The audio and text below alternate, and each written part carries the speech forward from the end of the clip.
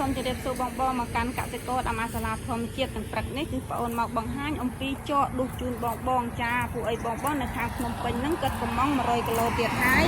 កាលពីមុនភ្ជុំហ្នឹងគាត់កំង100ហើយអញ្ចឹងរួចភ្ជុំហ្នឹងគឺគាត់កំងទៀតអញ្ចឹងគឺយើងធ្វើការដុះជូនគាត់នេះបងអាចមើលបានគឺចកខាងយើងហ្នឹងគឺខ្ចីល្អបងដែលកំងយកទៅធ្វើជាចំណីត្រីហ្នឹងគឺល្អមែនតែនបងសម្រាប់ចកហ្នឹងបើសិនតែបងកំងយកទៅដាំគឺយើងទុកឲ្យចាស់តើបងកំងយកទៅធ្វើជាចំណីត្រីគឺយើងដួសរៀងខ្ចីជូនណាបងអញ្ចឹងហើយ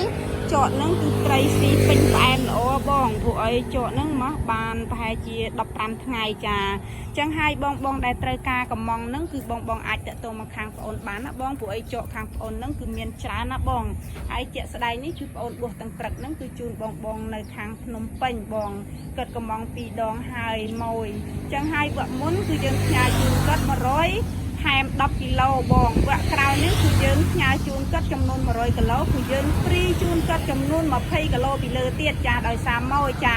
ចឹងហើយបងដែលត្រូវការកំងគឺអាចកំងខាងប្អូនបានបងចកខាងប្អូនលក់ជូនបងក្នុងតម្លៃសមរម្យណាបងហើយនេះបងអាចមើលបានគឺល្អបងអើយនេះ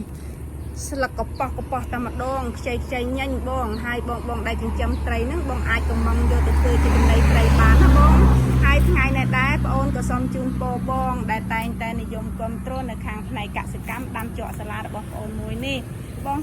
អូនសូមជូនពរបងរកទទួលទានមានបានគ្រប់ក្រុមគ្រួសារហើយបងកំងចកយកទៅធ្វើជាចំណីត្រីនេះក៏សុំត្រីបងស៊ីក៏ឲ្យរហ័សធំចាបងលក់ឲ្យបានថ្លៃណាបង